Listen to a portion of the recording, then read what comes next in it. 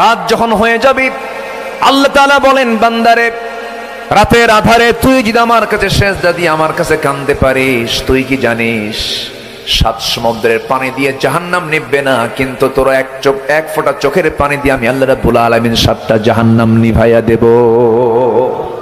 জোরে বলে সুবহানাল্লাহ। আমরা যখন আল্লাহর কাছে চাবো লজ্জা নিয়ে চাবো না বেহায়ের মতো চাবো? হ্যাঁ, বেহায়ের মতো। হ্যাঁ, সুন্দর কথা বলেছেন। কোন হায়া নিয়ে চাওয়া যাবে না, আল্লাহ তুমি আমারে দাও তাড়াতাড়ি, আমারে না দিয়া তুমি কোথায় যাবা আল্লাহ, আমি কোথায় যাব, আমার তো যাওয়ার জায়গা নাই, তুমি আল্লাহ আমাকে দিয়ে দাও। আমি তোমার বান্দা, মানলেও বান্দা না মানলেও বান্দা। তবে আল্লাহ তুমি আমাকে মাফ করলে তোমার কারো কাছে কৈফিয়ত দেওয়া লাগবে না, জোর করে আমরা আদায় করব কার কাছ থেকে? আসতে বলবেন না, কার কাছ থেকে? বান্দা যদি হারাম ছেড়ে দেয়, বান্দা যদি কবিরা গুনাহ ছেড়ে দেয়, আল্লাহ তাআলা ওয়াদা করছেন, ইন তাজতানিবু কাবাইরা মা তুনহাউনা আনহু নুকাফির আনহুম সাইয়্যাতিহিম ওয়া সাইয়্যাতিকুম ওয়া নুদখিলকুম মুদখালান কারীমা। জোরে বলুন আল্লাহু আকবার।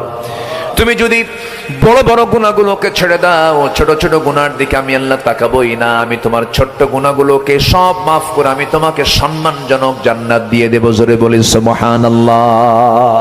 চ্যালেঞ্জ হলো বড় কোনো গুনাহ জীবনে আনা যাবে না। আমার বন্ধুগণ, গুনাহ যদি হয়ে যায় তওবা করব কার কাছে? একজন মহিলা সাহাবীর কথা মনে হয়ে গেল, আমার নবীর সামনে চলে এলেন। নবীর সামনে এসে কাঁদতে কাঁদতে বলছেন, ইয়া রাসূলুল্লাহ, আমি বড় অপরাধ করে ফেলেছি। রাসূল বললেন, কি করেছো বলো? হুজুর জিনা করেছি। রাসূল বললেন, না তুমি জিনা করো নাই। না হুজুর, আমি জিনা করে ফেলেছি। আমার নবীজি বললেন, জিনা যে করেছো তার সাক্ষী কোথায়? হুজুরের সাক্ষীর তো প্রয়োজন না, আমি তোর সাক্ষী, আমি নিজেই বলতেছি। রাসূল বললেন, জিনা যে করেছো, জিনার ফলে কোনো পেটে বাচ্চা আসছে নাকি? হ্যাঁ, বাচ্চা চলে আসছে। বাচ্চা যদি এসেই থাকে কোনো কথা নাই, সন্তান ডেলিভারি না হওয়া পর্যন্ত তোমার উপরে কোনো আইন কার্যকর করা যাবে না, তুমি চলে যাও। মহিলা বলছেন, বাঁচবো তার গ্যারান্টি কি? রাসূল বললেন, এমন গ্যারান্টি আমি দেবো কেমনে, তবে আমি তোমার জন্য দোয়া করে দিলাম, চলে যাও। মহিলা চলে গেলেন। ভরাক্রান্ত হৃদয় নিয়ে রাতের বেলা ঘুমাতে যান, ঘুম হয় না, সেজদায় পড়ে পড়ে কাঁদেন। কার কাছে? তওবা করেন কার কাছে? আল্লাহর কাছে। কাঁদতে কাঁদতে 9টা মাস পার হয়ে গেল, সন্তান ডেলিভারি হয়ে গেছে। 2 দিন 3 দিন 4 দিন পর নয়, মাত্র 1টা দিন পর ওই মহিলা করলেন কি, নবীর সামনে গিয়ে বলছেন, হুজুর সন্তান ডেলিভারি হয়ে গেছে, প্রসব হয়ে গেছে।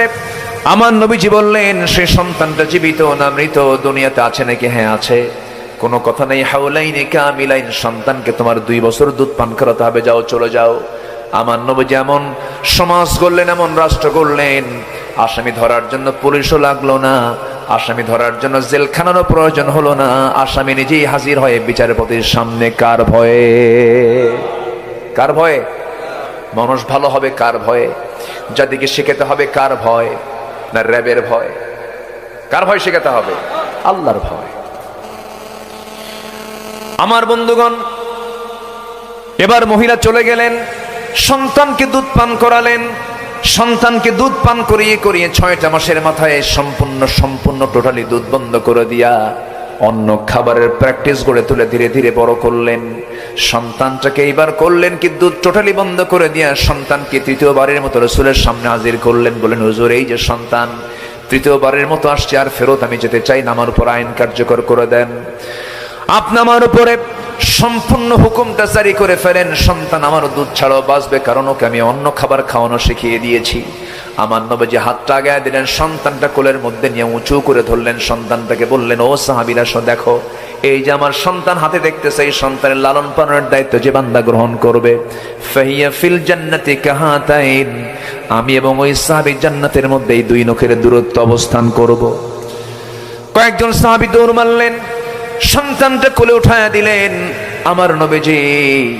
এরপরে বললেন, সাহাবীরা যাও, এই মহিলাকে নিয়ে যাও, মরু প্রান্তরে বুক পর্যন্ত পুঁতে রেখে কাপড় দিয়ে ঢেকে পর্দার নিয়ম রক্ষা করে তাকে পাথর মেরে শেষ করে দাও। ফারজুমুহুমা নাকালাম মিনাল্লাহ, পাথর মেরে শেষ করে দাও। পাথর যখন মারা হচ্ছিল, সাইয়েদনা আবু বকর সিদ্দিক রাদিয়াল্লাহু, সাইয়েদনা আলী রাদিয়াল্লাহু তাআলা আনহু তিনি ওই পাথরে পাথর মারার